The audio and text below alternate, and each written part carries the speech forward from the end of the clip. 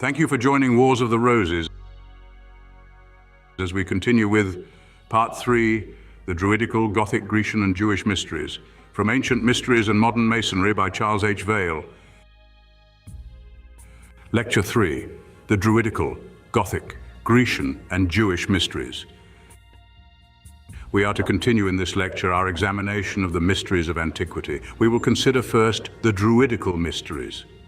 The Druidical mysteries were the same as the Celtic and were celebrated in many countries. We are told by Caesar that these mysteries were better understood in Britain than anywhere else. All temples in whatever country had places of initiation connected with them, and they were usually subterranean. The Great Grotto at Castleton in Derbyshire bears evidence that the celebration of the Druidical mysteries was of an elaborate nature. The temple at Avebury was also a stupendous structure and was built in the form of a circle. The periods of initiation were quarterly and were held at the time of the equinoxes and solstices.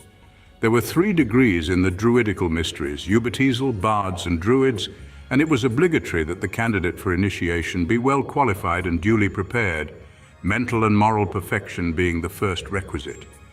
When the candidate had passed the probationary stage, he was clad in a robe, striped with white, blue and green, emblematical of light, truth and hope, and confined in a cromlech tomb for parts of 3 days without food, dead in the language of the mysteries, after which he was liberated for initiation and restored to life on the 3rd day.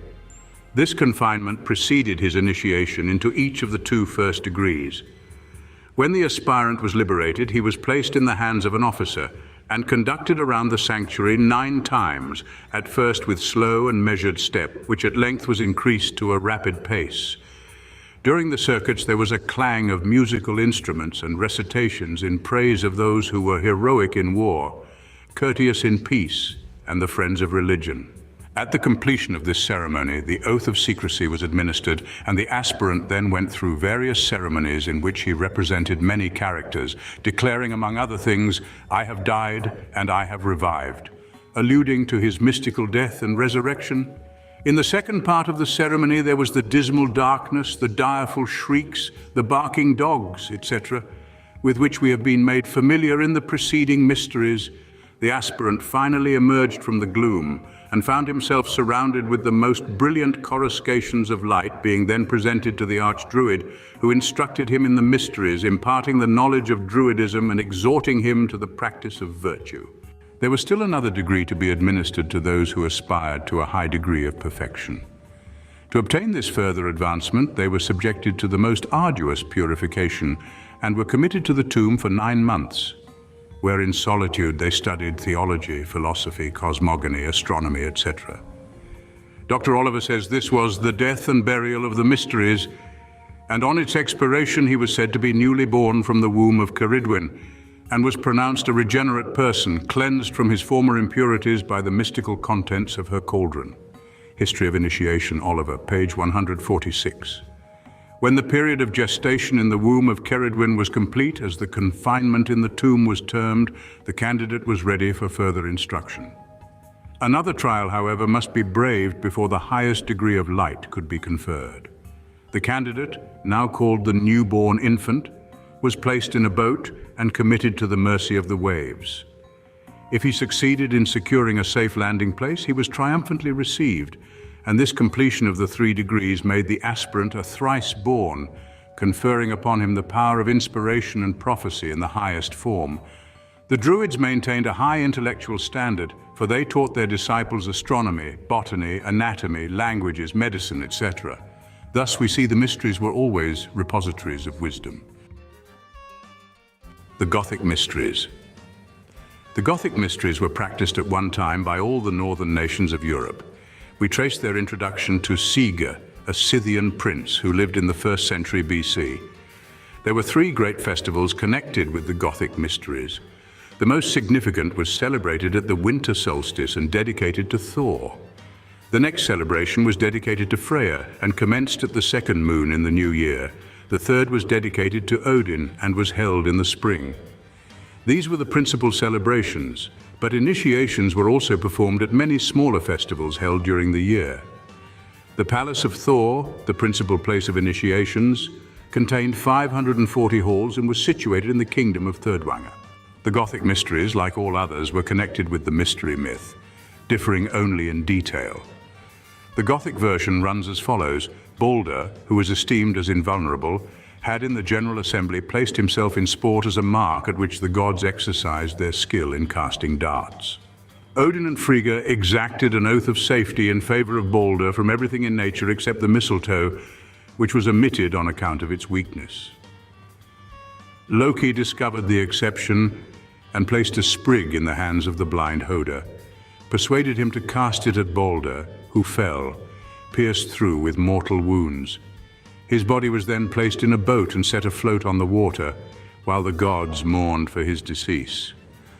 The fable of Balder and Loki, says Dr. Oliver, with the lamentations of the gods for the death of Balder, bears such an obvious relation to those of Osiris and Typhon, Bacchus and the Titans, Kama, Iswara, etc., that I entertain no doubt but that it constituted the legend of initiation, as it is indeed the exact counterpart of all other systems of mysterious celebration. It would be needless repetition to go into detail regarding these initiations.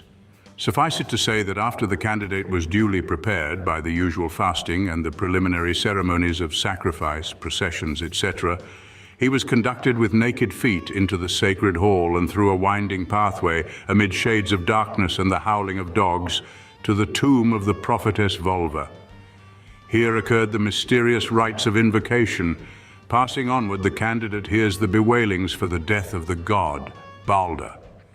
He was then confined in the pastos, or tomb, and guarded by Heimdall, the doorkeeper of the gods. Upon liberation, he was instructed to search for the body of Balder and to endeavor to raise him from death to life. Before starting on his dangerous expedition, he was recommended to the protection of the gods. The guide then conducted him through 9 subterranean passages where various experiments of awe and terror awaited him. Completing his journey, he entered the illuminated Cecellum and found Balder enthroned on a seat of highest distinction. His entrance was greeted with an anthem of congratulation, and great rejoicing took place for the resuscitation of the god. The candidate then took a solemn oath on a naked sword, a symbol of the supreme god. Throughout the ceremonies, the candidate had been impersonating Balder, that is, his experiences were the same as Balder's, who, as a perfect initiate, is the type or first fruits of human evolution. The candidate had then attained the Balder state of manhood. The Grecian mysteries. The mysteries were introduced into Greece by Orpheus. This great teacher evidently led one of the waves of emigration of the Aryan stock into Europe. The Orphic tradition had various fortunes. In the days of Homer, it was neglected, for the people were too proud to listen to what they regarded as the superstition of their forefathers. But with the rise of philosophy in the 7th century BC, the earlier religious myths were again examined, and it became evident that ancient Greece possessed a mystery tradition which compared favorably with that of other nations. We do not know exactly the time when the mystery institutions were established, but we do know that they existed under various names: Eleusinian, Bacchic, Dionysiac, Samothracian, etc., and that all were practically the same.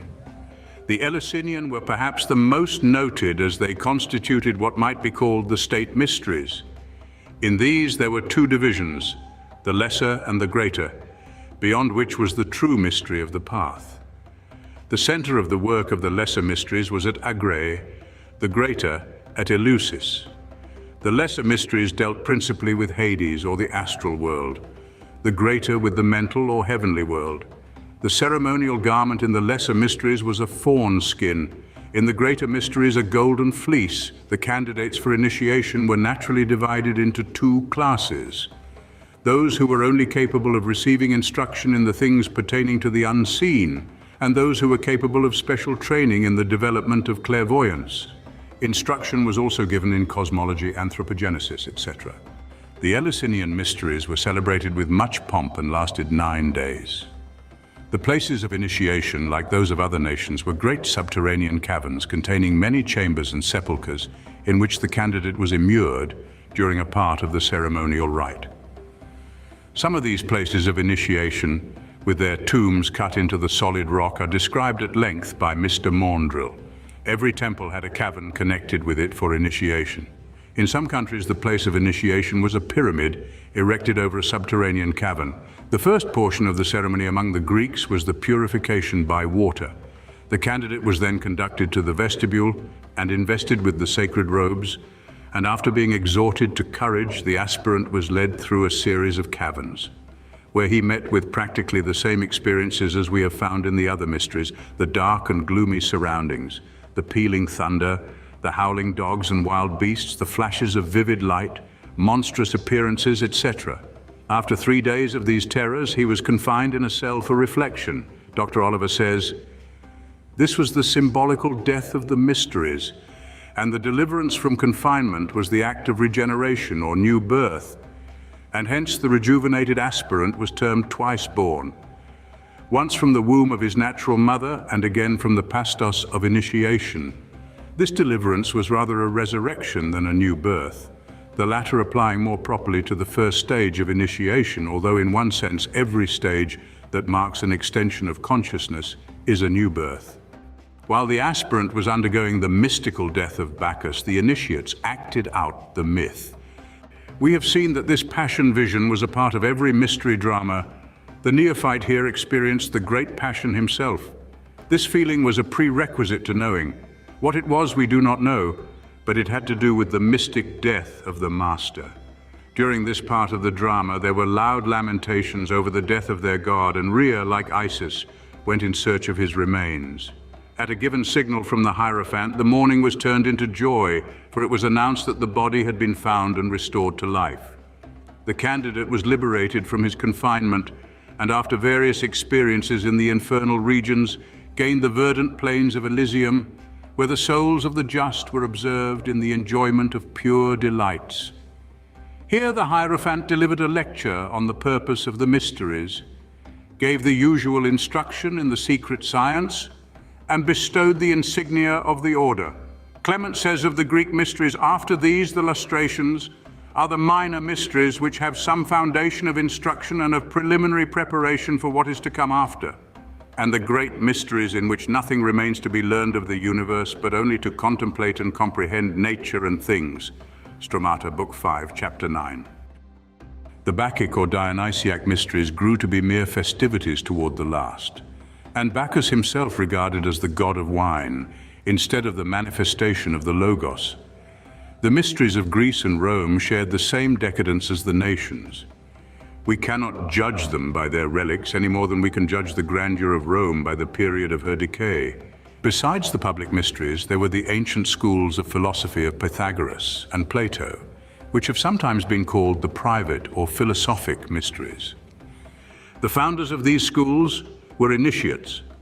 Pythagoras is said to have been initiated into the Egyptian, Chaldean, Orphic, and Eleusinian mysteries. These schools of philosophy worked in connection with the mystery teaching.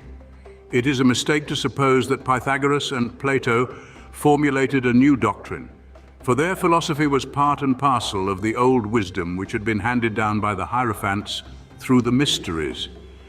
The genius of these great teachers consisted in clothing the great truths enshrined in the ancient myths in modes of thought suitable to the time.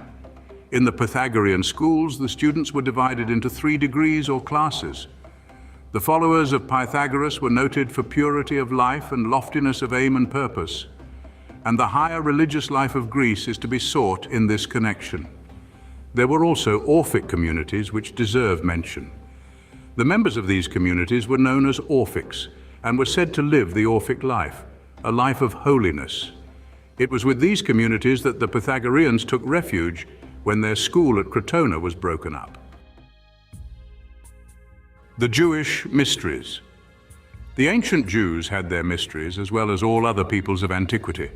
Mr. Elb, in his book, Future Life, page 107, says that it appears to be an established fact that the Israelites had their mysteries as well as the Egyptians and the majority of ancient races. Although they had these secrets, occult knowledge and Kabbalistic teaching, which passed from mouth to ear for generations among the Jewish priests, as did the Brahminical teaching before it was reduced to writing, yet we do not find the Jewish rites as elaborate as those practiced by other nations. The Jewish Kabbalistic doctrines were not written down until the 1st century of our era. Rabbi Eleazar, the son of Rabbi Simeon ben Yochai, compiled the Kabbalistic teaching of his father into a work called the Zohar. But these teachings did not originate with that noted rabbi. They reach far into remote antiquity. This book, which was edited between 70 and 100 AD, was lost, and its sacred contents were preserved only in a number of scattered manuscripts. The Zohar was rewritten, according to Monk, by Moses de Leon in the 13th century, and was based upon those fragmentary manuscripts and ancient documents which have been partially destroyed or lost to the general world. The Sefer Yetzirah, or Jewish Book of Creation, is first mentioned in the 10th century, although its contents are very ancient. These two books, the Zohar and Yetzirah, are the storehouse of all subsequent Kabbalistic works. The Kabbalistic writings, then, are comparatively modern, but their doctrines came to the Jews from the Chaldeans and Egyptians. Moses was an initiate and knew the primitive universal mystery language, also the numerical system on which it was based. But his writings have not come down to us. The books attributed to him are not the original Mosaic records. The early Hebrew teachings derived from Moses had various fortunes. The original scrolls were probably lost and rewritten many times before the days of Ezra, and when the Jews were carried away into captivity, the Jewish scriptures were destroyed. Ezra endeavored to restore them as best he could, but they have been tampered with even since his day. The Samaritans repudiate the Jewish canonical books. They are disfigured, they say, beyond all recognition by the Talmudists. They have their books of Moses differing materially, yet claimed by the Samaritans to be carefully copied from the original.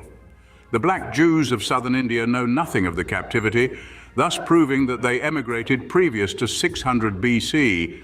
They also have a book of Moses, which differs greatly from either of the above canonical books. Although the Jews are right in declaring that Moses originally gave them their cosmology and laws, still the records of these laws have been so changed that the present books attributed to him are not the original books at all. Some fragments of the earlier writings and traditions may have been available at the time of Ezra, but in all probability the main allegories were taken from the symbolical records of the Chaldeans, as the earlier allegories had been adopted from similar records in Egypt. The doctrine of the Kabbalah is practically the same as that of the ancient universal teaching. Ein Sof is the Western and Semitic para-Brahman. Between the absolute Ein Sof and the heavenly man, there is an impersonal first cause. Dr. Ginsburg says, "For to reveal itself to us, the concealed of all the concealed sent forth the 10 emanations, Sephiroth, called the form of God, form of the heavenly man. Yet since even this luminous form was too dazzling for our vision, it had to put on another garment, which is the universe. The universe, therefore, or the visible world, is a further expression of the divine substance and is called in the Kabbalah the garment of God. This is the doctrine of the Vishnu Purana, and in fact of all the schools. But it is not my purpose here to expound the teaching of the mysteries, so we must forego further comment. The Kabbalah is of value in throwing light upon the exoteric Hebrew books, although it has been so changed that it cannot be trusted to reveal the ancient teaching unless corroborated by other data.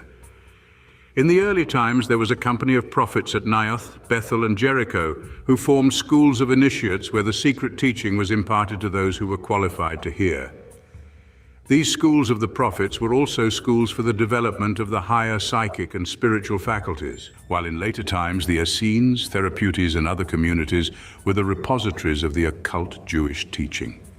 It will be interesting here to consider these well-known sects.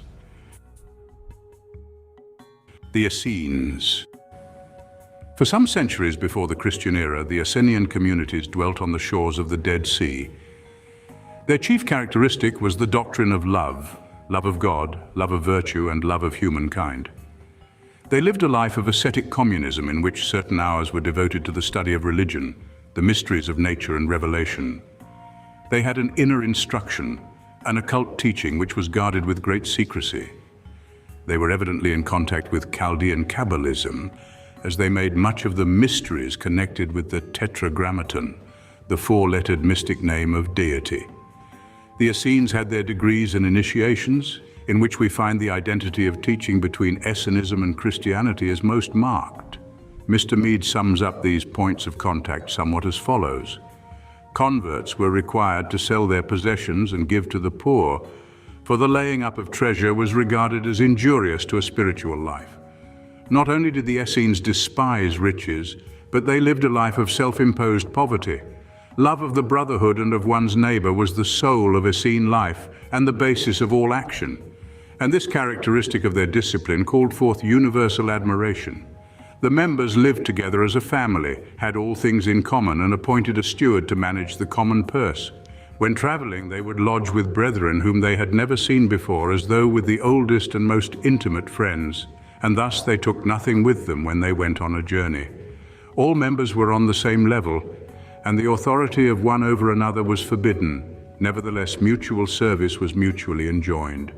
They were also great lovers of peace, and so refused to take arms or manufacture warlike weapons. Moreover, they prescribed slavery. The ultimate aim of the Essenes was to be meek and lowly in spirit, to mortify all sinful lusts, to be pure in heart, to hate evil but reclaim the evildoer, and to be merciful to all men, and moreover their yea was to be yea, and their nay, nay. They were devoted to the curing of the sick and the healing of both body and soul, regarding the power to perform miraculous cures and cast out evil spirits as the highest stage of discipline. In brief, they strove to be so pure as to become temples of the Holy Spirit, and thus seers and prophets. To these inner communities were attached outer circles of pupils living in the world, and found in all the main centers of the diaspora. Fragments of a Faith Forgotten, Mead, page 134. The therapeutes were practically the same as the Essenes, with the exception, pointed out by Philo, that the latter were devoted to the practical life, while the former proceeded to the higher stages of the contemplative life. It would be interesting, did time permit, to give a full account of these therapeutist communities which were so like early Christianity that the Church Fathers always recognized them as Christians. Philo in his contemplative life gives a full description of these wisdom lovers. Through their yearning for the blessed life, they abandoned the world and sought some secluded spot and gave themselves entirely to study and contemplation. In Egypt, there were many in every province, and especially around Alexandria. The most advanced joined the Mareotic colony, which was situated just south of Alexandria on a small plateau. The dwellings of this community were very simple, each containing a small chamber or closet in which, in solitude, they performed the mysteries of the holy life. Philo would lead us to believe that the therapeutes were all Jews. This was probably true of the Mareotic community with which he was connected as lay pupil. But this was only one of a vast number of such communities scattered all over the world. It is quite probable that many of these were as strongly tinged with Egyptian or Zoroastrian or Orphic elements as the one south of Alexandria was with Judaism. Many of these communities were purely eclectic, combining traditions and elements of the various schools. The Pharisees. We are fairly familiar with the external side of Phariseeism, the minute ceremonialism and elaborate rules of external piety, but the inner side is not so well understood. The most learned of the Jews belonged to this sect, which originated in Babylon and represented the mainstream of Chaldean and Persian influence on Judaism. In the course of time, it became divided into many schools, the strictest of which led a life of internal piety. The highest aim of this school was to attain to such a state of holiness as to be able to perform miraculous cures and to prophesy. The degrees of holiness practiced by this sect are given by Mr. Mead as follows. 1. The study of the law and circumspection. 2. The novitiate, in which the apron was a symbol of purity. 3. External purity by means of lustrations or baptisms. 4. Celibacy. 5. Inward purity, purity of thought. 6. A still higher stage, which is not further defined. 7. Meekness and holiness. 8. Dread of every sin. 9. The highest stage of holiness. 10. The stage which enabled the adept to heal the sick and raise the dead. It is quite evident that there was a wide difference between the tenets of the healers and the other Pharisees who believed in the blood sacrifices of the temple worship and the resurrection of the physical body. This again illustrates the difference between the exoteric and esoteric cults. All these mystic schools constituted links in the chain of the wisdom or gnosis transmission. Jesus himself taught nothing new, he merely illuminated the traditions of the gnosis, and in his public teaching practically threw open to all some of the intermediate grades of the mysteries. The Jews then, in common with all the ancient nations, were in possession of an occult teaching, which is the same old wisdom religion that has ever stood as the background of the popular religious systems. The distinction sometimes made between religions, that the Jewish and Christian are pure and that the pagan is spurious, is an error due to a very narrow conception. The higher criticism and recent study of comparative religions has shown us that we can no longer hold to the belief in one perfect supernatural religion, condemning all others as false. That God left the world to wander in darkness until 2, 3, or 4,000 years ago is contradicted by every sage, and by the great body of religious literature that preceded the Jewish and Christian eras.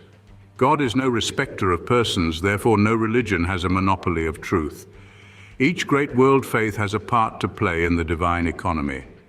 While we recognize Jesus as the great initiate and messenger to the Western world, let us not ignore the other divine teachers whom God has sent as messengers from the same great lodge. The same wisdom illuminated them all.